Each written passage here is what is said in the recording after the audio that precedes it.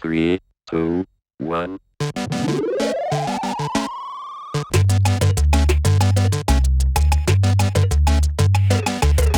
Hello and welcome to DBAD, the Don't Be a Dickhead podcast. Here we are on episode 8. I'm John Gilbert and... I'm Iain Thompson. And... Oh. I'm Alex King. Oh, newbies. What's this? Surely that's an extra voice I can hear. Slid into our Skype call. Yeah, so we figured that after 7 episodes, the audience would be pretty much bored of Iain and I. So we've got a new person. So Alex, welcome along to DBAD. Thank you very much.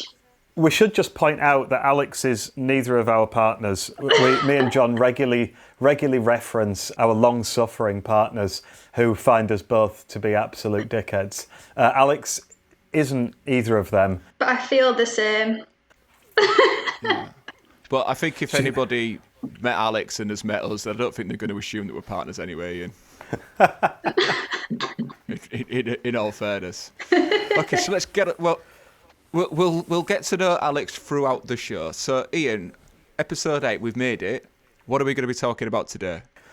We're talking about words and phrases. We're talking specifically, there is a word for it actually that we used to use at college, and it was attributed to a friend of ours that we went to college with. We're not going to use that because we're not entirely sure whether he actually knew that we named this after him. Other people may well know it as a malapropism or a Dogberryism, is it? Dogberryism is a Shakespearean word named after the character Dogberry. Yeah, whereas malapropism is a Sheridan word, I believe, both from playwrights, who this obviously used to annoy them as well. Yeah, and before we jump into it, then we should acknowledge that already this show is modifying our behaviour because we did have a title ready to go, and then because you thought, hang on a minute, does he even know that we had this word based on this chap? Is it going to upset him if we just launch a show named after him, which something he was unwitting about? So we didn't do it. Whereas maybe... a couple of weeks ago, we'd have done it. Yeah. We're cured. We're cured. Well, we're on the way, I think. Okay, and the other exciting feature to this show is not only have we got Alex with us, but because we're recording this after launch, we've got interactions. We have got suggestions from our, can we call them fan base? From people we know, our fan base. Yeah. We've got quite a lot as well. DBAD community is probably a better way of describing it. The DBAD family. Again, that's me taking it back to a cult again. Yeah, we need to stop doing that. The Church of DBAD. The Church of DBAD hasn't come up for a few episodes now. Yeah. How are we doing on that? Have we even started working on the foundations yet? No, I need to start fundraising first, I think. I need myself a little collection plate. Yeah, well, in these times, a collection plate is just passing virus. It's going to have to be some kind of digital funding resource, surely. Okay, I'll look into that. Okay. Doesn't sound very churchy. No. So who's going to start us off then? Has somebody got a suggestion of a malapropism that is winding either you up or a member of our DBAD community? I've got a story. Quite a few years ago, me and a friend Chris, we were making a series of films and we were going around to various people's houses and whatnot to interview them. One lady's house that we went to, we interviewed her, and the interview went on for about half an hour or so, and as we left, we were walking back to the car, waved by at the door, and then we turned, and immediately Chris just said to me in a really low voice, he said, "I know exactly what you've been thinking for the last half hour, and I've been thinking the same thing. I've barely heard the interview." I was like, "What was it?" And he said, "She said whirlwind." Instead of whirlwind, you go, "Oh, it's just been a whirlwind." And Chris just knew. Chris knew from the second she said it that it had been eating away at me for the last half hour. So there we go. So that's my first one. Whirlwind. Wow. I heard one recently. It was at a business event. I'm not going to name the speaker because he's fairly high profile, has got lots of money and could easily have me killed. But he was giving a speech about resilience in business. And as part of his closing words, I'm pretty sure what he meant to say was, "So I've said to the team, we need to work hard and win jobs." But what he actually said was, "We need to work hard and rim jobs." And, absolutely brilliant. And I was like, oh my God, that's amazing. And I must have had this physical gasp on my face. But nobody else seems to register with it. Did nobody acknowledge it? Well, nobody cheered. Nobody started simulating what a rim job might look like. It was like, it just kind of, everybody held their professional decorum, which was most disappointing. If anybody's listening to this who was there, because there was a few people there who I know, did you notice this? Or is this a very weird figment of my imagination? I mean, either's fine. It's provided a bit of content for this podcast, but I'm pretty sure that's what happened. That's And I'm brilliant. pretty sure that's not what he meant to say. I love that. So, Alex, Yeah. what have you come across in your life in terms of a malapropism, or just basically saying the wrong thing? Actually, before I let you answer that, I'll give you a little bit more time. We're calling this show malapropism, which is about using the wrong word, whereas a lot of the things we're going to be talking about are not malapropisms. So there's a bit of like deep-seated irony there, much like the Alanis Morissette song "Ironic," which doesn't include any definitions of irony. So Yes. I'm giving you a bit of preparation there, Alex. Yeah, well, to be honest, it doesn't. I'm not that. Yeah, it does bother a lot of people, doesn't it? Like we've had a lot of comments saying about Pacific instead of specific, Yes. and words like that, and defiantly instead of definitely. And I do understand why people might think, oh, that's a bit of a dickhead thing to do. But I don't see it like that. I see it as it's obviously a knowledge thing, or sometimes words just don't resonate with people, do they? Words don't what? Did you say resignate instead of resonate? Oh, see, I'm the worst. I probably do it all the time, and people are probably thinking this girl is a dickhead. Well, And no. I can't say ibuprofen. That is one word that I just can't say. I can't say it properly, brilliant. and for some reason, it just doesn't sink in. And it's made in your And I hometown. feel like people can't help this. And unless you're gonna correct someone and be nice about it, I think you mentioned it, John. Yeah, okay, right. We need to unpick a few things here. So, Okay. we're not necessarily, I don't think, Ian, we're not saying that anybody who says the wrong word is a dickhead. So here's the thing. I think what's the interesting question here is the person saying the wrong thing a dickhead? Probably not. Or is it the grammar pedant picking them up on it that's the dickhead? Quite possibly, yeah. Because I don't imagine anybody's ever done it and thought about it and thought, I'm a bit of a dickhead for doing this. And usually you know when you're being a bit of a dickhead. That's right, and specifically, we've said in the first earlier episodes as well. I think dickheadery, the kind of dickheadery that we're talking about, does come from recognising that you've been a bit of a dickhead. I think if it's not that, then it's possibly verging on going beyond. So the dickheadery in here could be, as you say, in the grammar pedants. Looking at the comments that I've had on Facebook, there's actually little indications of that. So Nathan Major, who has said that bad spelling is one of his gripes, along with people who say Pacific instead of specific, which, by the way, I don't understand that. Anyway, but that does happen a lot. But then he then goes on to say, yes, I'm extremely petty, as though like he's actually not saying, yes, I'm a dickhead, but he's saying I'm extremely petty, so he's kind of aware of it. Yeah, but then you can't help thinking when people do it, oh my God, you're a right dickhead. I think you can help think that. I can't. You can't. Wow. So Beth Clark, it really winds her up when people use the word mortified to mean angry. I don't know. I've not really heard people say that. No. I've never come across that. Yeah. But she says so many people seem to, and she's capitalised so many, seem to think it means angry. It makes me angry when people use mortified wrong. Oh, that's from a mortified Beth Clark. So, and then she then says, right, I'm off to go calm myself down before I mortify myself. Yeah. So she seems to think that maybe there's an issue with herself there, rather than actually she seems to think it's just like a vicious circle, see what I did there, of people upsetting each other. Although I've learnt something as well, because Vincent Withers, he identifies that people misuse decimated. Now, I don't know if I agree with him here, because I guess what he means is people saying decimated to say things are being destroyed, whereas actually what it means is divided by 10. But I think the English language has evolved then, because decimation used to be when the Roman soldiers, if they did mutiny or something like that, they would kill 1 in 10 of them. But now it just means a lot of destruction.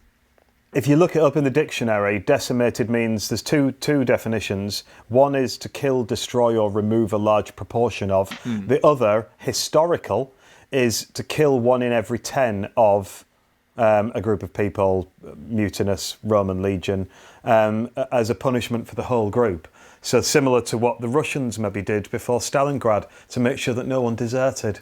And so for Vincent's only really upset if you don't use the one from 2,000 years ago.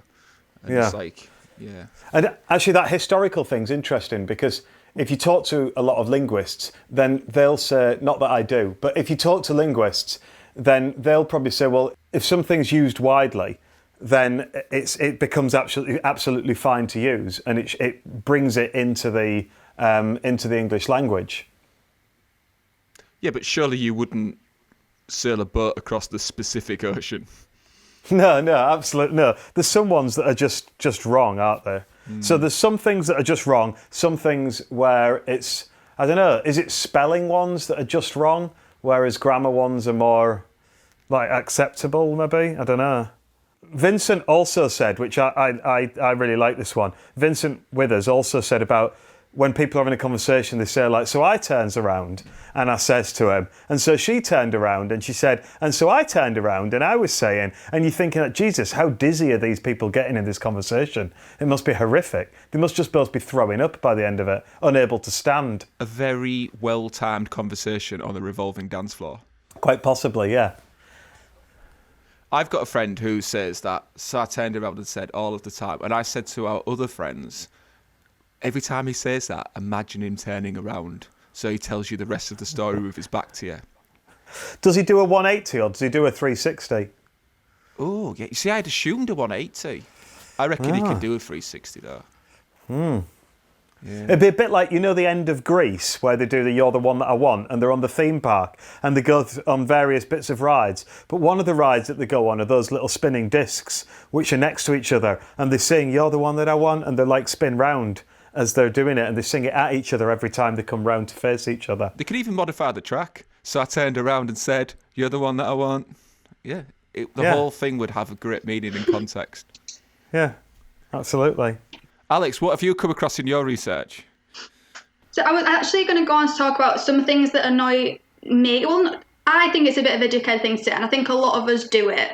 So it's when I'm worrying about something, because I'm a worrier, I worry a lot.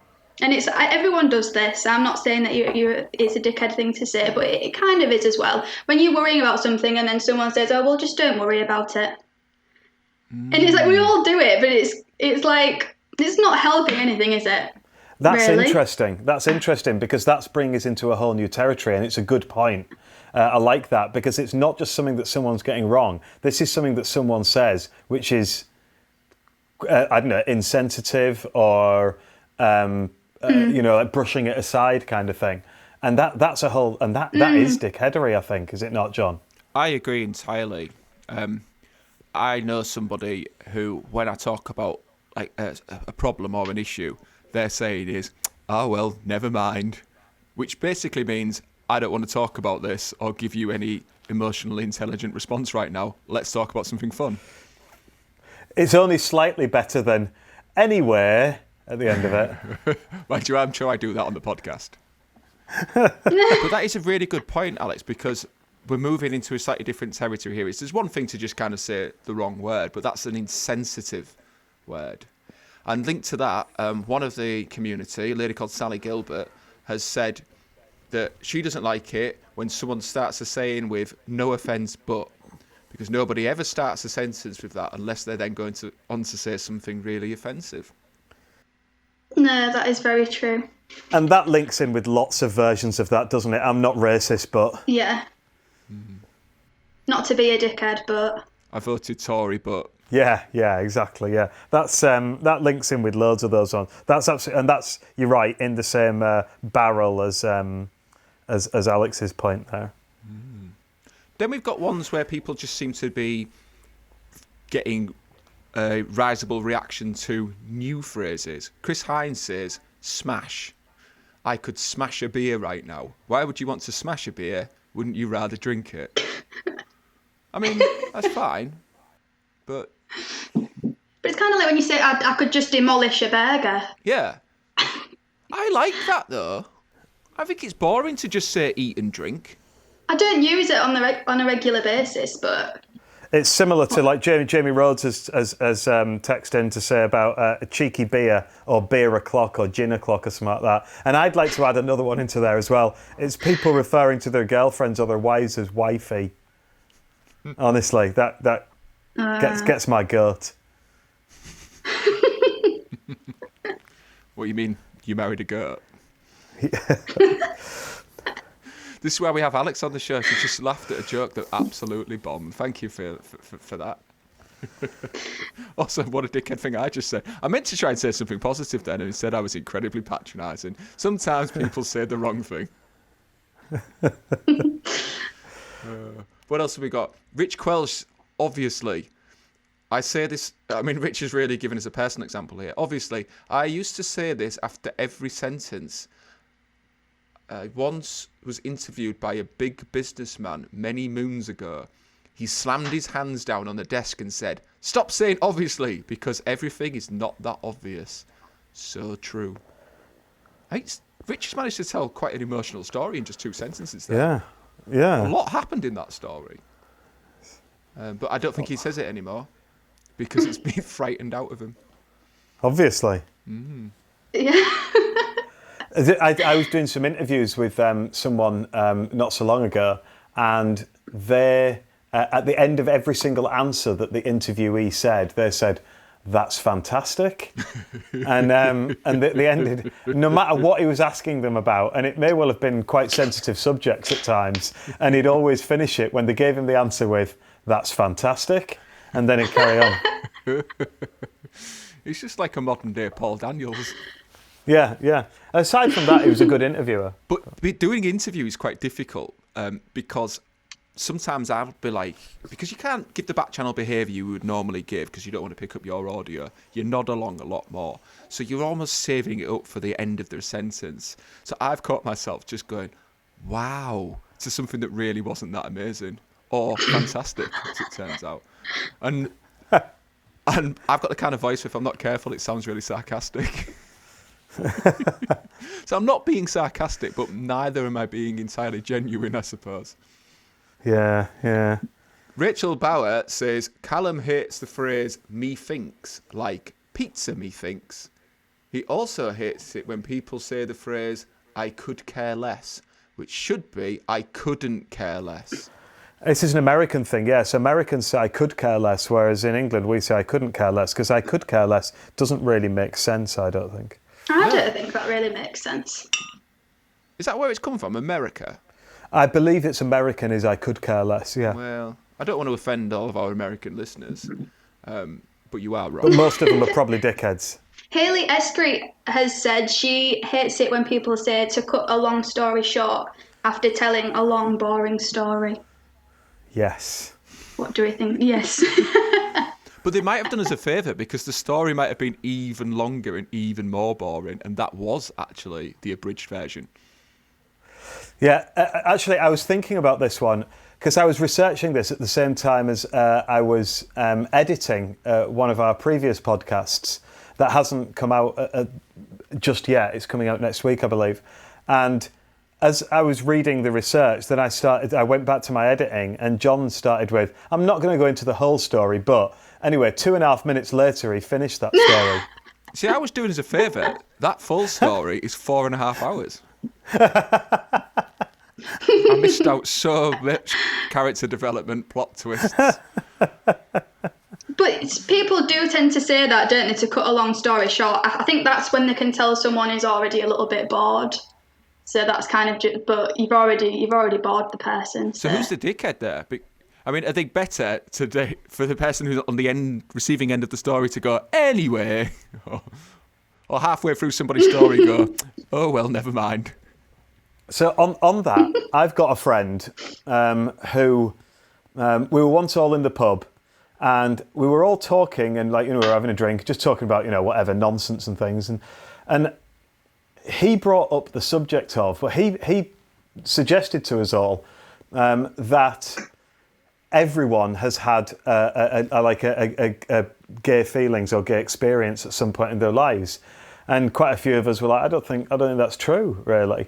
And he said, no, I think most people have, and we were like, oh, okay then. And then he went on to tell us a story, and this was the story, and I'm going to tell it now verbatim. This is exactly what he said. He said, so I used to have a friend at school called Squirrel. We used to go back to each other's houses after school and whatnot. And one time we were around at Squirrel's house and we were playing this game where you had to get from one side of the room to the other. Anyway, to cut a long story short, we ended up wanking each other off.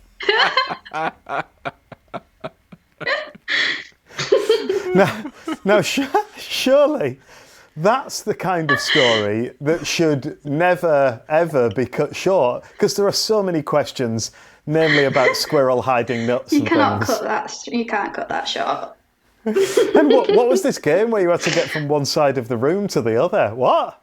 Yeah. Whenever we see him now, then and it's a do like someone's wedding or anything like that, then someone always has to try and get into the phrase to cut a long story short, and everyone knows what they're talking about. We all told him at the time. We said, you have no idea how many people we're going to have to tell about this. And sure enough, in that same pub about 6 months later, then we were doing a pub quiz, and the guy who ran the pub quiz, as he always does at the end of the quiz, he said, right, I'm going to read out the team names, give us a shout, let us know where you're at and where you sat. And he called out the team names, and he was calling out everyone's team name. And then all of a sudden he said, okay, I don't know where this team is. Their name is, to cut a long story short, we ended up wanking each other off. And from the other end of the pub, there was a massive cheer. And we got up to see who was cheering. And it turns out it was another friend's students that he used to teach. So we knew from that he'd told all his students about this story because it was so good. Wow.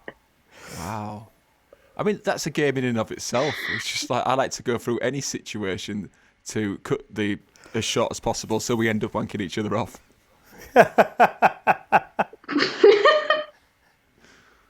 Wow.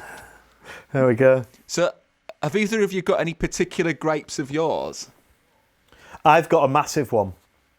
And it is people, particularly people who tell you that they absolutely love the show, who say Sex in the City instead of Sex and the City.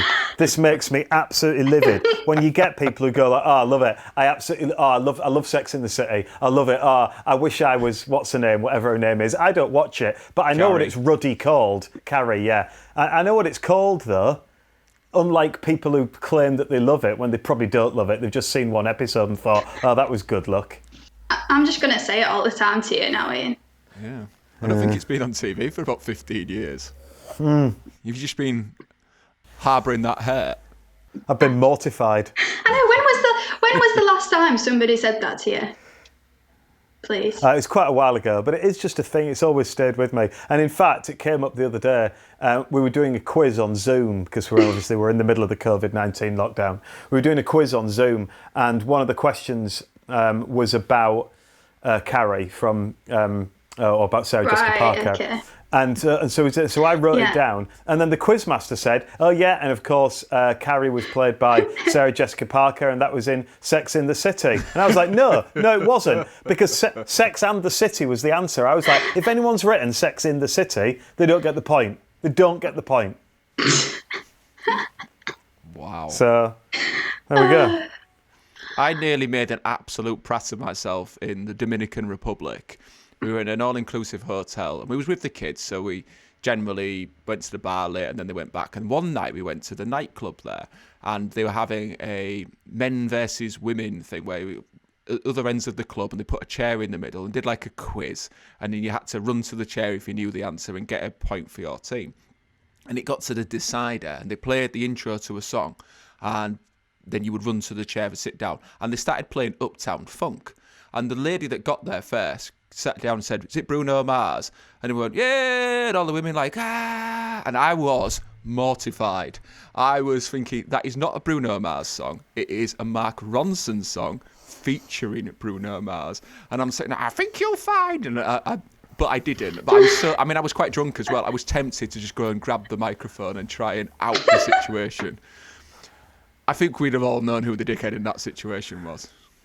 This is brilliant. I love this because it's like you're on the verge of being like Larry David from Curb Your Enthusiasm. All your stories about how you've nearly entered arguments like Larry David would do, but you've decided not to, and you've just managed to hold back. But one day there'll be like, you know, the branch that broke the donkey's back, and you'll flip. And I just seem to oscillate between Larry David, David Brent, and Alan Partridge. I don't even know if you can oscillate three ways.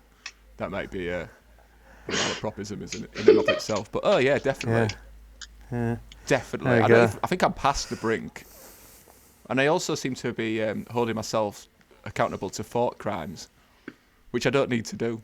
Which, go back to our earlier episode about mistakes, I've definitely got some unresolved issues there. Anything wind you up, Alex? To be honest, when I was thinking about it, apart from like when I said about the people saying don't worry, nothing, it doesn't really wind me up, I wouldn't say. Another thing that I think is quite annoying is when you're looking for something, I'm guilty of doing it as well, and then someone says, well, where did you last have it? When did you last have it? But if I knew this, I wouldn't be looking for it, would I? But then it's a thing that everybody just seems to say to that, and that bothers me a little bit. But apart from that, I don't get overly upset about it. yeah, that's a good point. Where did you last have it? Well, I last had it in the place where I lost it, quite obviously, dickhead. Yes. See, I dickhead. disagree with you both on this. I think that's a legitimate question because let's say you're trying to find something and maybe you're so mentally impaired that you hadn't even considered where the last place you had it and you just needed a prompt. You might need to regroup. The question is, where do you last remember having it? Not where did you last have it? But it's... Yeah. Well, I suppose from the conscious mind, that's the same question. But when I'm looking for something and I'm getting a bit stressed about it, and then someone asks me when I last had it, that just infuriates me a little bit. So I think you're a dickhead when I hear that. But I probably do it as well. So. But that is about the self-reflection that we get from the DBAD podcast. I've got one that my friends have great amusement in watching me get angry about. And I've had this for a few years now, and I don't really know where it's come from. But I get really agitated when people refer to something like a chimpanzee or a gorilla as a monkey. Anything from the apes as a monkey. It's a completely different animal. Monkeys have got tails, they tend to walk on all fours, and they tend to be a lot smaller. To me, if you put a monkey next to a bonobo, like you've got some kind of little mandrill or something, it's clearly not the same creature. So why has that happened? And it happens all the time. And even like you'll have the PG tips chimpanzees, and people will make jokes about monkeying around, but it's a different creature. I just don't understand how that's happened. I'm shaking now. I'm shaking. Take me to a zoo, right? Put me near some apes. Wait till like a family come across where like you've got like a little 3-year-old, Mummy, monkey, and I'll be like, no, it's not, and I'll draw them a picture of the great apes and how to show that we're actually okay. There is like an evolutionary thing there, so we're not completely unconnected, but it's clearly a different creature. Yeah. I've got such a funny vision in my head now of that. I think that you need to do that. What, of me going full Larry David in a zoo? We should do an on-location podcast, just wandering around the zoo with you. Well, I will tell you who won't be arresting me. The grammar police. Also, that joke doesn't quite work, but please give me a bit of leeway there. So we've identified a few different forms of malapropism, but we seem to be wrestling a little bit around where the dickheadery lies. Because if somebody makes a mistake, should we correct them, or does that make us the dickhead in the situation? Oh, it's very difficult because you kind of need to correct them sometimes. I think if someone overuses it, like someone I know says were instead of was, like I were just going to the shops, and I think when but they use it like all the time, and I think you've got to mention it to them then. People seem to use that the wrong way around with where and wasn't where, as though it's like a dialect. Yeah. So are you like telling somebody from South Yorkshire that no, your way of life is wrong? This person's from Hull. I'll tell you what else South York Leeds do as well, is they say us instead of our. That really annoys me. I don't think you can correct people on if it's like local dialect. Kind of for But what? when they're in your area and using it incorrectly, you'll be like, you can say that, but people are going to think you're of significantly below average intelligence. I feel like personally I wouldn't correct. If I noticed somebody doing it, I wouldn't correct them unless it was somebody that I felt really comfortable with and I knew that they wouldn't be offended. Because I think you can come across as if you're belittling them in a way, I think. What about if you heard someone correcting someone else? Would you think they were a dickhead? I think it's the way that you do it, I guess. And if it's genuinely just trying to help somebody, I don't think there's anything wrong with that. But I think if it's kind of saying, well, why are you saying, but you're saying that wrong? I don't know. I think it's completely in the way that you say it. I think you're right, Alex. I think you've cracked it. I think it's, if you're doing it to genuinely help someone, Yeah. that's fine. If you're doing it to make you look superior or make them feel bad, that's dickheadery. And I think especially if it's in front of other people, I know if I maybe said a word wrong and then somebody corrected me in front of a lot of people, I might feel a bit stupid. So I wouldn't want to make someone else feel like that. So that's probably why I wouldn't personally do it. I mean, imagine being a new presenter on a podcast only 3 minutes in when your co-host zoned in on you. Because when I was thinking about it, I'd probably do these things and you both probably think she's a dickhead.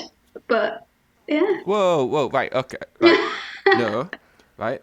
Whether or not I think you are a dickhead is nothing to do with you using the incorrect word. It's a whole different... Make of that what you will.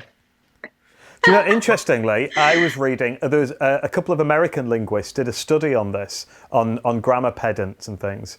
And what they did is they gave them a load of letters, some that had been written by friends, some that had been written by strangers and things. And in some of them, there were a few typos. In some of them, there were some grammar errors. Some of them were perfectly written.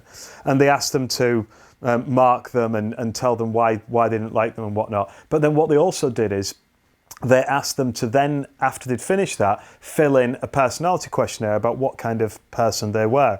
And interestingly, and it's especially interesting since we're three people who quite happily do a podcast that's broadcast out to, well, anyone in the world, but at the moment, more specifically, our friends and family.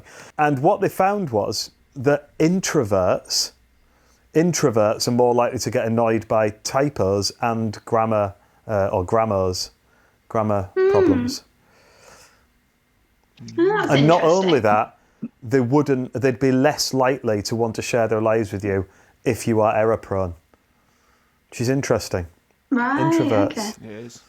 So there we go. Are introverts also more likely to commit massacres and things? Quite possibly, yeah. I mean, I suppose one explanation for that is that extroverts, they just want to get on with life and enjoy it and things like that, and they're not interested Not worried in... too much about Yeah, they're not worried someone- too much. They're just really happy about meeting new people, whereas introverts are more likely to think about this more. I don't know. Well, that is an intellectual note for us to end the show. That must be your influence, Alex. So we've covered quite a lot of ground there. If you're listening to this show, I was just about to say, if you're listening to this show after we've put it out, which you clearly are, and you think we've missed anything, please do tweet at DBAD_UK, and we may come back to this as another topic because we know that the community did quite enjoy taking part in this one. And thank you for doing so. It's certainly made for an easier show for us, less research required. So thank you for listening. I've been John Gilbert. I've been Iain Thompson. I've been Alex King. And remember, Don't Don't be be a a dickhead. dickhead.